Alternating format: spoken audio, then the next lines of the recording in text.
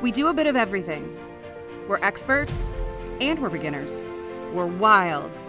We're flashy. We're fancy. And sometimes we're quiet. We blaze new trails and we honor the classics. But no matter who we are or where we live, we are all still learning.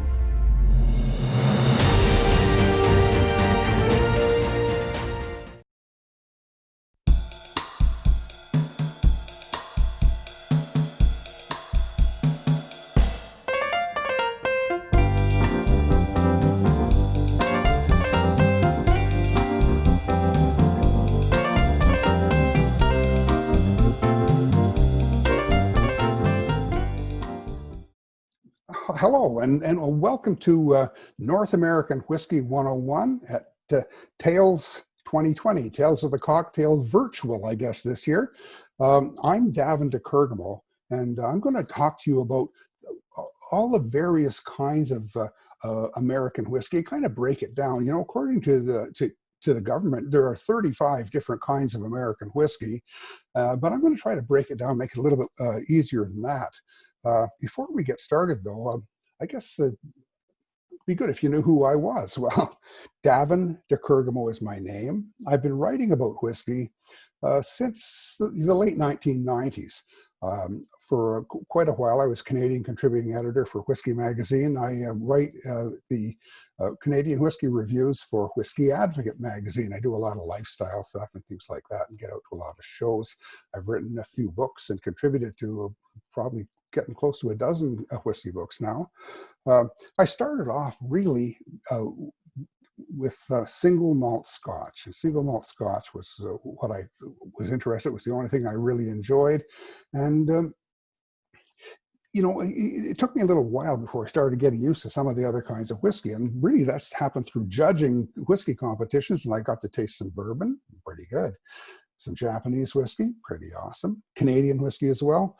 And because I live in Canada, pretty soon I started, working with Canadian whiskey specifically because nobody else was doing it. And, I started learning about Canadian whiskey and wrote a book about it.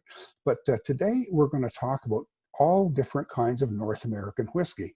And I'm assuming that you're probably a bartender or, you work with whiskey, and sometimes you're probably asked to settle a bar bet or, to rule on some kind of things. I'm going to talk about some of the myths that we have about whiskey and try to help you there so that you can know the truth, because some of the things that you probably believe right now may not necessarily be true. And the first thing I'm going to talk about is, how do you spell whiskey? Now, is it W-H-I-S-K-E-Y or is it W-H-I-S-K-Y?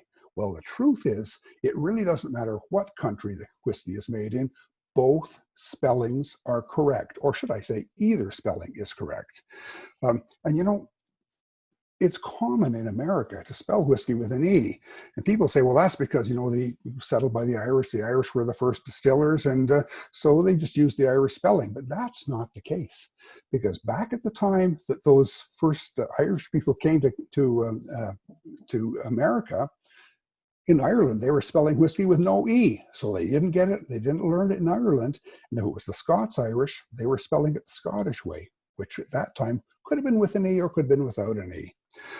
We do know, though, that by the time whiskey making arrived in Canada, because Canada was settled much later than the United States, that we adopted pretty much the British spelling, which is without an E, but we still spell it with an E. And in my whiskey book, I have a Seagram's, 2 bottles of Seagram's side by side. One has Seagram's Canadian whiskey, no E. The other one's Seagram's Canadian whiskey with an E. Seagram's VO, both Seagram's VO spelled different ways. And we know in Scotland that the original Scotch whiskey order was spelled Scotch, W-H-I-S-K-E-Y, and they used the E spelling sometimes and no E spelling sometimes. So both are correct. And when I was writing up this presentation, I used E. Now, we know that there are many more great whiskeys than just Scotch and single malts, bourbons, or whatever.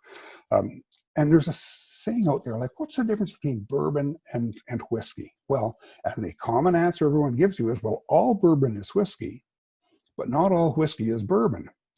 And, and, and until the recent popularity of bourbon, like when I started drinking whiskey, nobody was drinking bourbon. Bourbon was really not selling at all. But until the recent popularity, people really kind of were drinking blends. And people forget, though, nowadays that there were many other kinds of American whiskey, and that blended whiskey used to be insanely popular, and it still sells about 10 or 11 million cases a year in the States. So when we say American whiskey and we're thinking bourbon, that's kind of confusing to people, And when we say bourbon, when really we're talking about all American whiskey, well, that's confusing too, because all bourbon is American whiskey, but not all American whiskey is bourbon, not by a long shot. And we're going to talk about some of those a little bit later. But first, I want to talk about how whiskey making came to North America. We'll talk about the United States first, because they had whiskey in America first. And then we'll talk a little bit about Canada later. We were 100 years or 150 years behind. So in the mid 17th century, the early colonists, they were fermenting corn, because there was corn there. They were fermenting apples, a lot of applejack, and they were fermenting grapes, okay? And then in the early 18th century, the Scots-Irish arrived, and people give them credit for bringing whiskey distilling to North America. But the truth of the matter is they weren't distilling whiskey. They were distilling alcohol. All they wanted was potable alcohol that they could drink.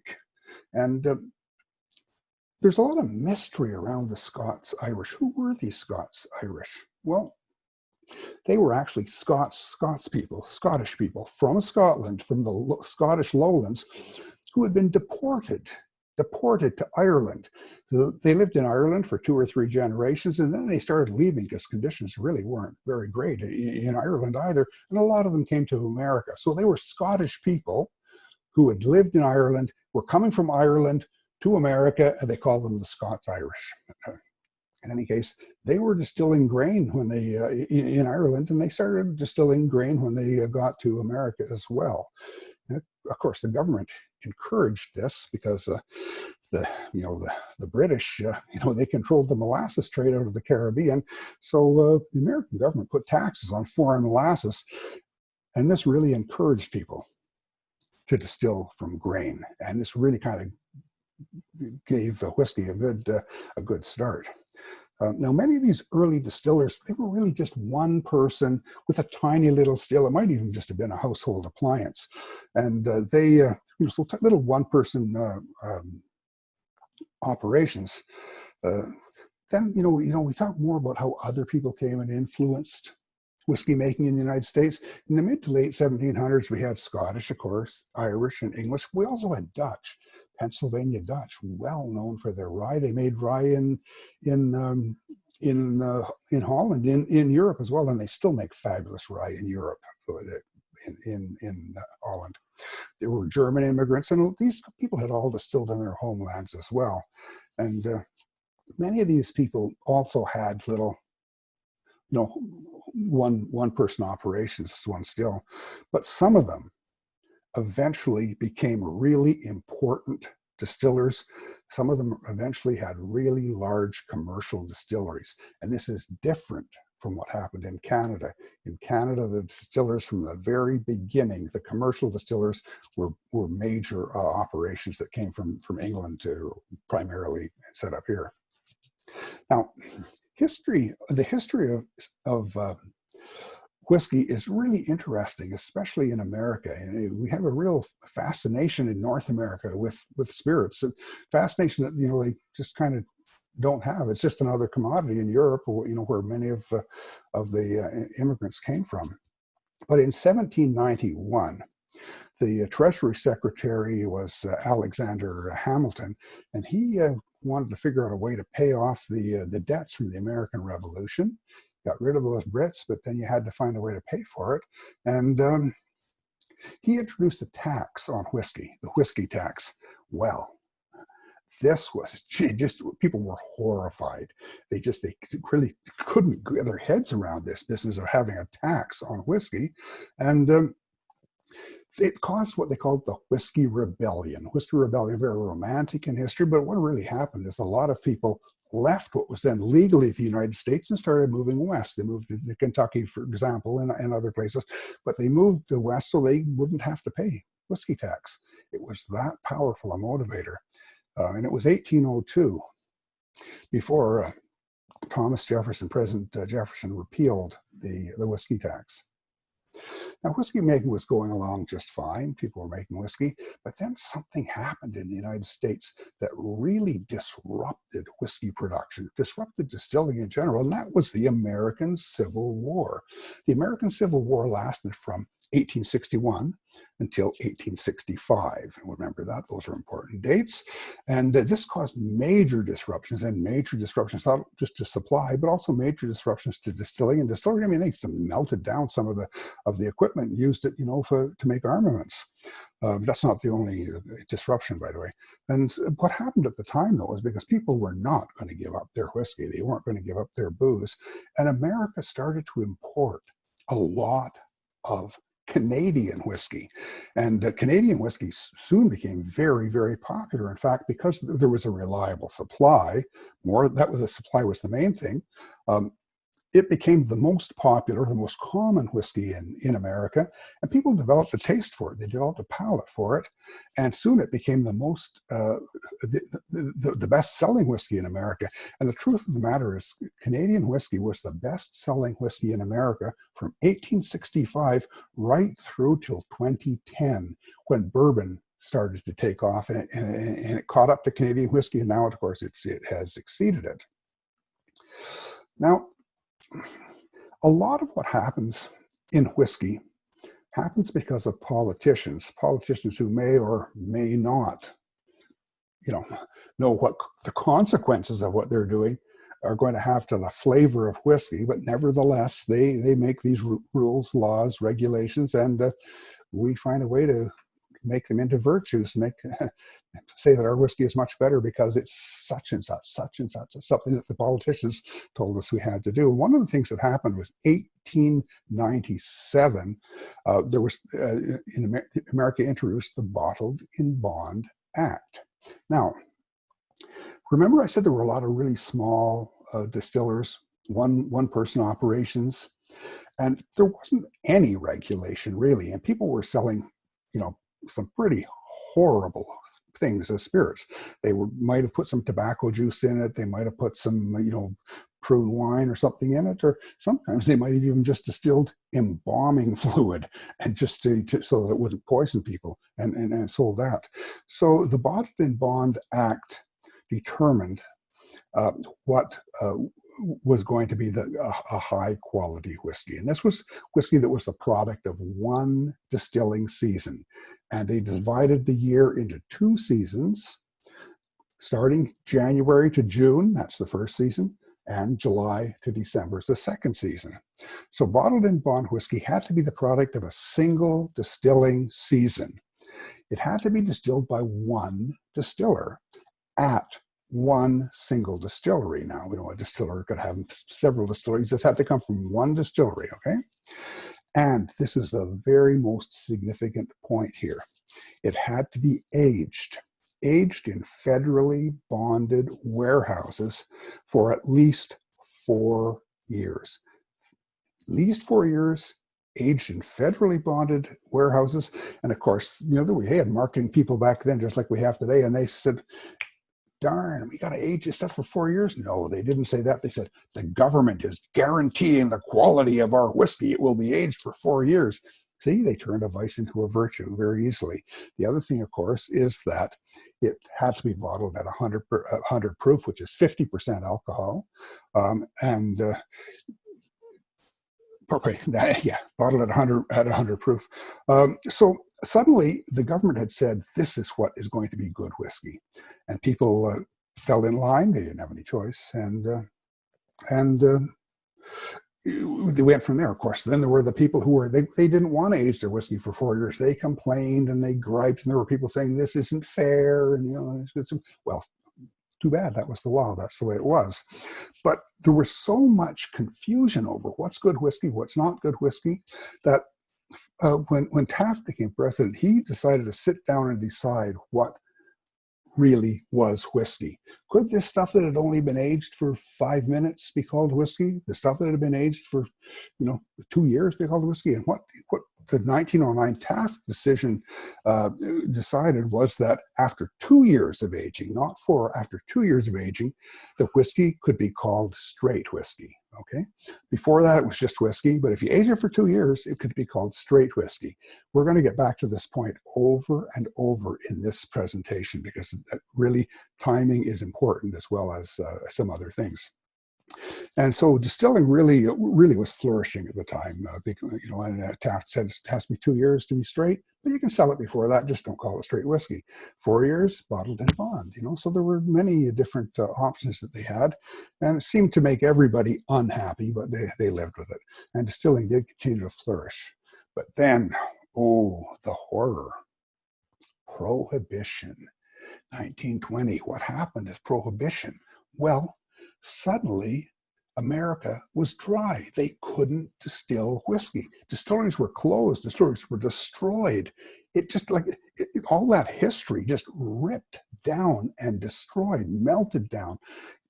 Buildings, huge enterprises gone. But in any case, that was the law, and people were not going to distill. Well, they could still distill for sacramental purposes. Medicinal whiskey was still legal, and of course, doctors did land office business in prescriptions, and of course they could still distill wine and so on for baking and things like that. But moonshine was not legal, and this started the growth of organized crime because people were going to drink. They were going to get their booze one way or another, and if they couldn't get it legally, they would buy it from criminals, and this really financed some major criminal organizations that still exist today. Today they may do other things, but in any case, there were bootleggers, and they bought moonshine from that was made in America. They also bought whiskey that was legally made in other countries. But in 1933, Prohibition ended, and everything was fine. Now, there's a myth here about how this was the start of people loving Canadian whiskey. The truth of the matter is, Canadian distillers suffered because America had been remember, it was the most popular whiskey in America. It had been our biggest market. It had been Canada's biggest market, and 90% of the market was gone. So even though you were seeing a lot of Canadian whiskey, it was much less than had been there before. In any case, we continue along in the history of making whiskey in America. And in 1938, the government decided that the name bourbon could only be used if the whiskey was aged in new barrels. Now, you'll find people who will tell you that the lumber industry lobbied for this. It's a wonderful romantic story. The lumber industry, they lobbied, and now you could only use new wood, and this created lots of jobs for lumberjacks and so on. But there's no evidence that really actually happened. That is probably just a wonderful myth that's been made up, a story, probably made up by somebody who wanted to sell more whiskey or justify, turn a vice into a virtue. In any case, Prohibition was over and whiskey was booming, and more distilleries were being built, more distilleries were coming online. Then we come to a very important point in the history of American bourbon, because what happened in 1964 is through various trade negotiations, trade agreements, it was decided, it was agreed by a number of countries that were all making bourbon, that bourbon would be recognized as a distinctive product of the United States. Does this mean bourbon can only be made in the United States? Absolutely not. You can make bourbon anywhere, but you can't call it bourbon, okay? So from now on, if it says bourbon on the label, it was made in the United States of America. But we make a lot of bourbon up here in Canada still. We just call it something else, and people can be very creative, like BRBN bourbon or BERBON, things like this.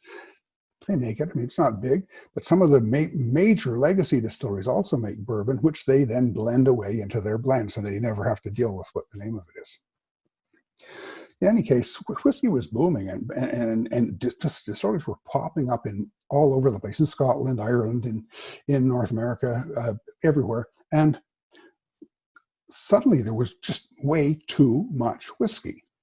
There was way too much, and it compromised the profitability of these distilleries, compromised the profitability of the whiskey makers.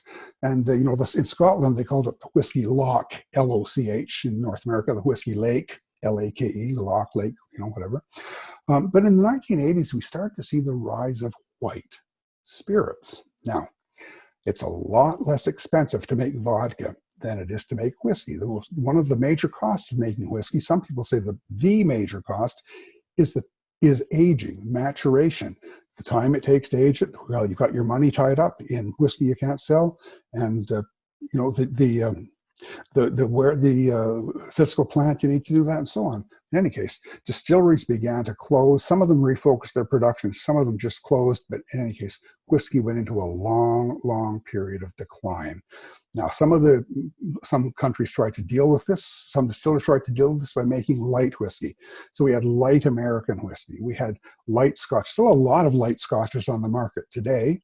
And we had light Canadian whiskey. And but that was the genesis of lighter whiskey styles, was the move to white spirits. In any case, happy days ahead, because about 20 years ago, people started to take an interest in bourbon again. And sales of bourbon began to increase. And then about 10 years ago, we had the rye renaissance, American rye renaissance, okay? And people started to enjoy rye whiskey. And I like to think that my friend Dave Wondrich had an influence in this, because he loved rye whiskey when nobody else would even drink it. He was always talking about it, and he's a very influential cocktail historian and cocktail writer. And I like to think that he did. But in any case, about 10 years ago, people started getting back to drinking American rye whiskey. As bourbon was increasing and American rye was increasing, Canadian whiskey began to decline. Sales of Canadian whiskey began to go down a little bit, maybe 2%, 0.2% a year, 0.1% a year, but just a little bit. It was, you know, it looked like a level playing field, but then slowly it would kind of taper off. But bourbon, of course, was climbing. And then, as I said, in 2010, bourbon eclipsed Canadian whiskey, and it's like bourbon is what people are drinking. You know, now it's the one that people talk about. It gets all the media. There are all the other whiskeys there, but because people talk about it, people think that's the only thing there is. But Canada wasn't to be left behind, because about 20 years ago, a guy called John K. Hall bought the Reeder Distillery. Now, this was a little wee craft distillery that was built in 1972. John bought it, and it was going bankrupt. He bought it, and he turned it into 40 Creek. Turned it into 40 Creek whiskey, and he had a plan. He would make his whiskey taste a little bit better than everyone else's at the same price point, at the same price. So he very quickly built a strong following in Canada.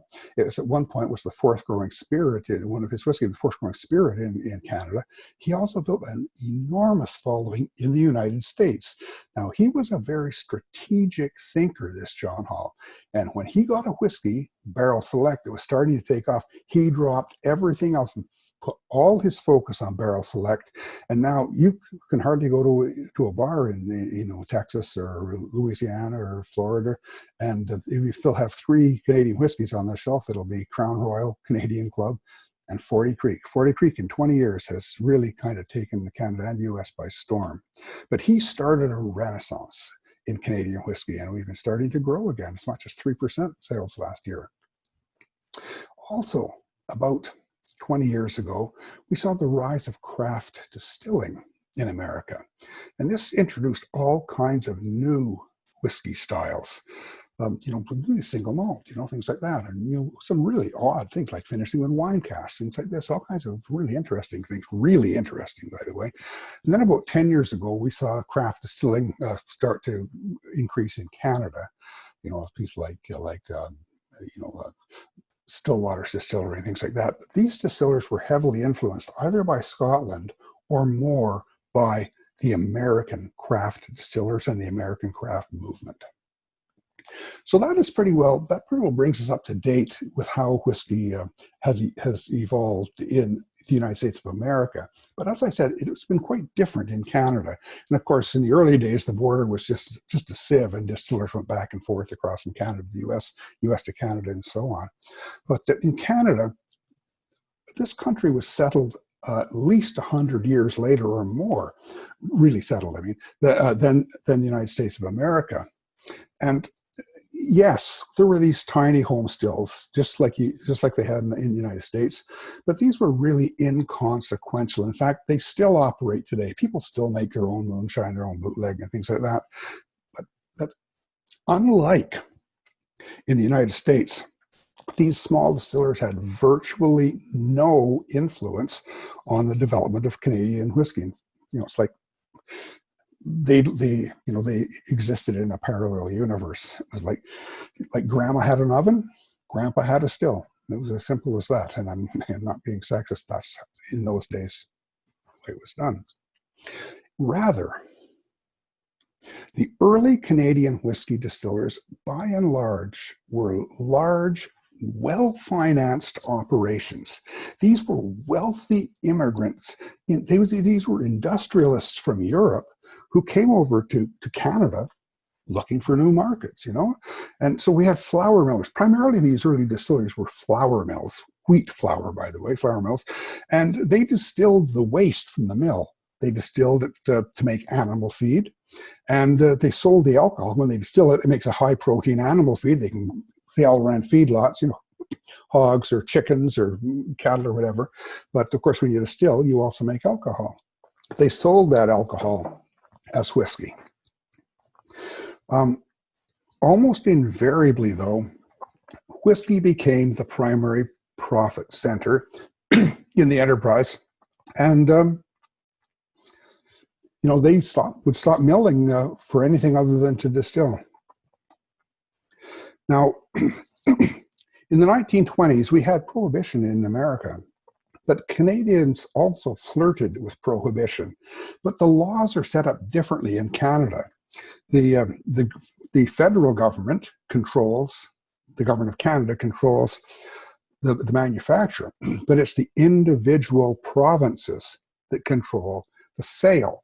So you couldn't have prohibition coast to coast. The sale of whiskey couldn't be banned coast to coast unless all the provinces agreed, and that has never happened.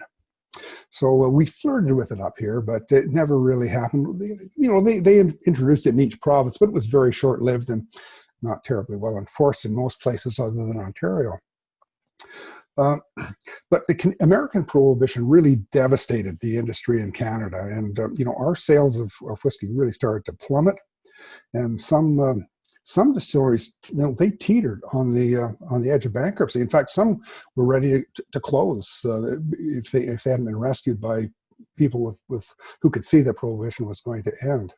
Now, Hollywood will never tell you that story, but you can tell it to your friends and to your clients because it's true. Prohibition nearly killed Canadian whiskey making. So that's pretty much the history of how we got to where we are now with whiskey. But what is whiskey? What is whiskey made out of? Why does it taste so good? Well, whiskey is made from fermented grain. Okay, what is grain? Well, grain is the hard, dried seeds of barley, wheat, rye, corn, and other grasses. Those grains are all called grasses, and they're taller than the grass in your backyard. But yeah, okay. And the hard dried seeds, the seeds are grain, and they're milled down and made into a mash. Water is very important, but it's not nearly as important as people who are trying to sell you their whiskey will say it is. For example, less alkaline whiskey, that's whiskey with a lower pH. It favors the action of the yeast. So if you've got a more acidic, less alkaline mash, the yeast really works better. But the most important thing about this is that the less alkaline mash inhibits bacterial infection. Now remember, they didn't really have sanitation as we know it back then, but somebody discovered, that if you put a bit of Baxet into the mash, it makes it sour, and guess what? The bacteria can't live in that. They don't grow. They don't like that. And so this was the genesis of sour mash whiskey. It wasn't so much to make good whiskey better. It was to make horrible whiskey palatable by getting rid of the lactobacillus that put out lactic acid, or the acetobacter that put vinegar, turned your whiskey into vinegar. So sour mash was there to control infection. Now more alkaline whiskey, the famous limestone whiskey. This favors the action of enzymes. It also favors the action of bacteria, which is why when you have alkaline limestone water, you probably want to use some Baxet. You probably want to use a sour mash system to control the bacteria. Well, at least that was the case until we learned about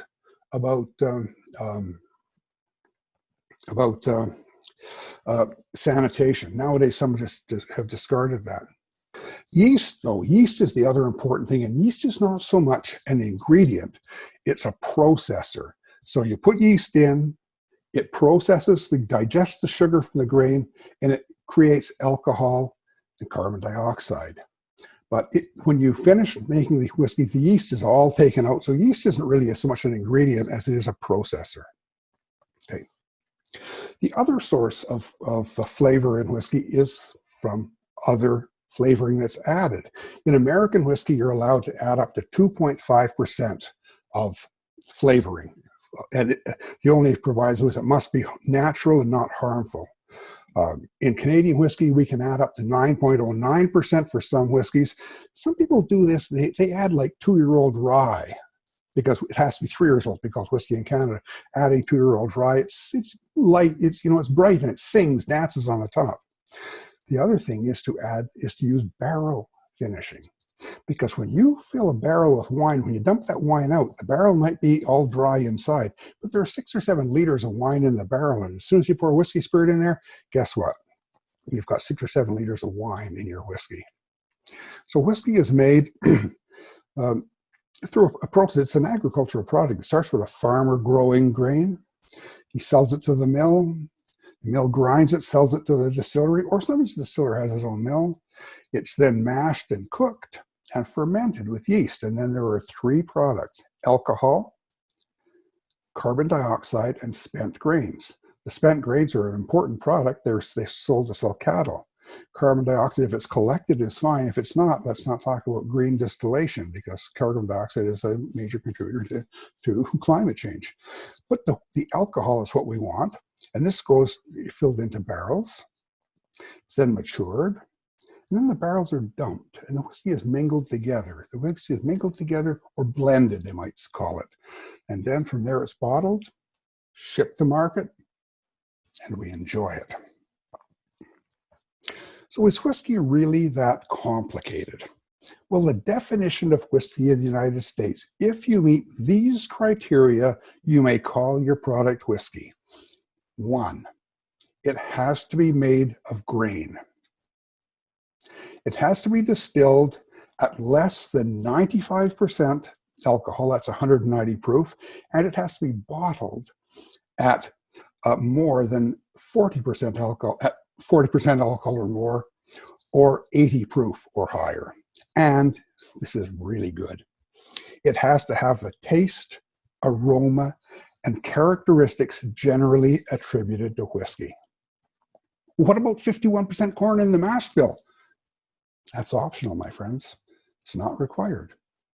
What about mixed mash bills? Well, you can use mixed mash bills, but you can also use single grains to make whiskey in the United States. I'll tell you in a few minutes what it means to 51%. Distilling to 160 proof, you often hear it's not distilled above 160 proof. Again, that's optional. It's not required. It doesn't have to be aged. It has to touch wood, but it does not have to be aged. So storing in 125 proof, optional, not required. What about new charred oak? We hear about new barrels, use new barrels. You could use used barrels in the States. You just put a different name on the label. So new charred oak is optional. It's not required.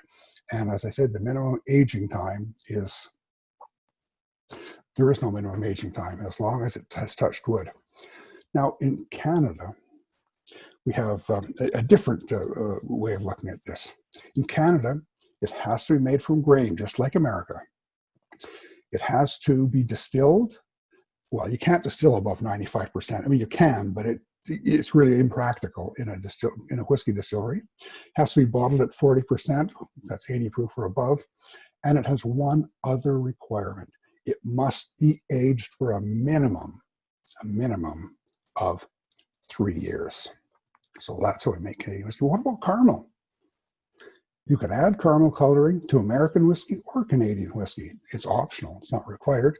What about flavoring? I just said we can add flavoring in America, we can add flavoring in Canada under different circumstances. Now, blended whiskey has a huge share of the market in America, and we don't talk about it very much. But here's a few things we should know. Almost all Canadian whiskey is blended. Because bourbon has become so popular, we often don't realize that traditionally blended American whiskey was the best selling whiskey and the most popular whiskey in America. Seagram 7, for example, is a blend, and it's an American blend made in Indiana. It still sells 3 million 12-bottle cases a year. It used to sell 10 million cases a year, which is more than even Crown Royal.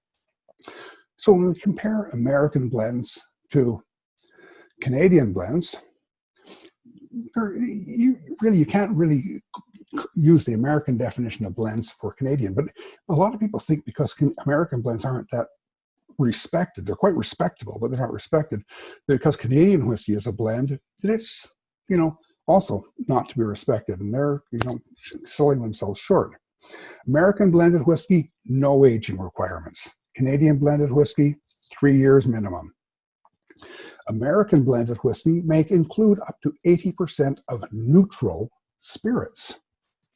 No neutral spirits are allowed in Canadian whiskey. No neutral spirits, none at all. American whiskey up to 2.5%. American blends up to 2.5% flavoring. The only proviso is it must be non-harmful. And in Canada, we can add up to 9.09%. And this is done because the American government gives us a beneficial tax rate if we include American spirit in our whiskey. So it's used for high volume, low price, bottom shelf whiskey. It's really not used for the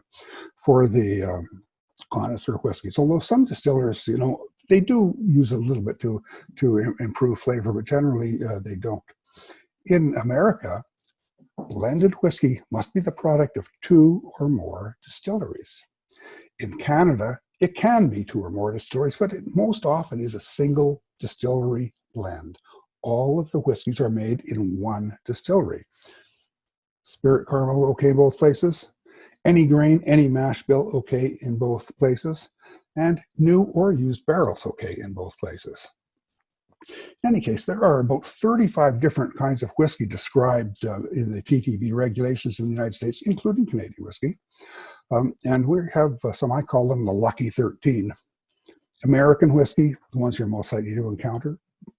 On the label, it might say American whiskey, or it could say the state, Kentucky whiskey or Oregon whiskey. Bourbon whiskey, Tennessee whiskey, rye whiskey, malt whiskey, single malt whiskey as well, which is different, corn whiskey, straight whiskey, bourbon mash whiskey, light whiskey, blended whiskey, spirit whiskey, Canadian whiskey, and there are plenty of others. So let's just simplify this if we can. If it is made from grain, distilled below 95%, which is the practical limit, and in any case, it's bottled at or above 40%, and it tastes and smells like whiskey. If it is made in the United States, then it is American whiskey. It is American whiskey, and those are the only requirements to be called American whiskey. If it's made in Canada, it's not whiskey yet. It's just called distillate. And if this distillate is then aged for at least 3 years, it then becomes Canadian whiskey. Now, if American whiskey is distilled at 80% ABV, 160 proof or less, and here's the 51% I told you about was coming, if it contains at least 51% of one grain, any one grain, if it is barreled at 62.5, that's 125 proof or less, and if it is barreled in new oak for any length of time, 5 minutes, but nobody practically would do that.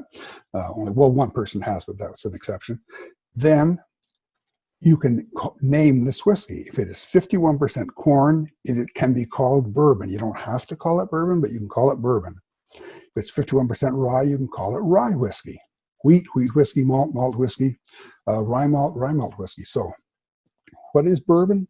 It's distilled at 80% ABV or less, contains 51% of corn, barreled at 62.5%, 125 proof or less, and is barreled in charred new oak for any length of time. Now, if it is barreled in uncharred new oak or used oak for any uncharred new oak or used oak for any length of time and contains at least 80% corn, then it's called corn whiskey. Corn whiskey. 80% corn in corn whiskey, 51% minimum in bourbon, okay? And the important thing with corn whiskey is it must be matured in uncharred or used, new or used oak. If it is stored for 2 years or more in new charred barrels, 2 years or more, then it becomes straight whiskey. So you distill it in new, you put it in new charred barrels for 2 years, it then becomes straight whiskey. If it's bourbon, you call it straight bourbon. If it's rye, straight rye, and so on. If it's stored in used barrels for any length of time, then it can be named based on the mash. And so you have bourbon mash. Bourbon mash is stored in used barrels for any length of time. It's called bourbon mash whiskey. Similarly, you can have rye mash whiskey, wheat mash whiskey, and so on. And if it is distilled above 80%, remember that magical 80%? Above 80%, and it's stored in uncharred barrels, light whiskey, okay? If 20% or more straight whiskeys are blended with other whiskeys or with neutral spirits, they become blended whiskey. If bourbons are blended together, they become blended bourbon, okay? If 5% straight whiskey is blended with neutral spirits, it becomes spirit whiskey. And I've tasted some of this spirit whiskey that kind of tastes like whiskey, but honestly, doesn't turn my crank. So, blended whiskey.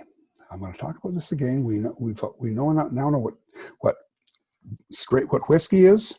We know what straight whiskey is, and we know what bottled in bond. 4 years bottled in bond, 2 years straight, less than 2 years is just whiskey. Okay.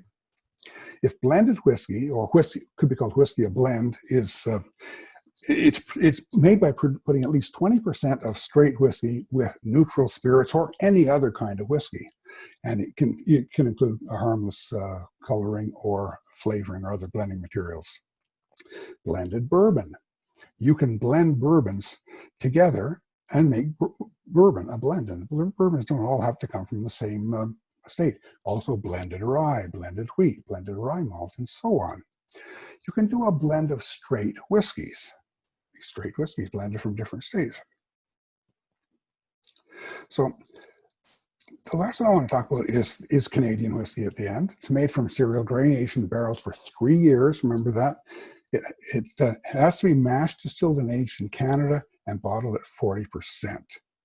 Often in Canada, though, we mash and distill each grain separately. So we do corn, 100% corn, 100% rye, 100% barley, 100% wheat, and we mature them. We might mature the corn in a different kind of barrel, in a charred oak barrel, and the rye might be matured in a toasted barrel, whatever brings out the best flavor of the individual grain, and then we blend them together as mature spirits, and each whiskey might mature at a different rate.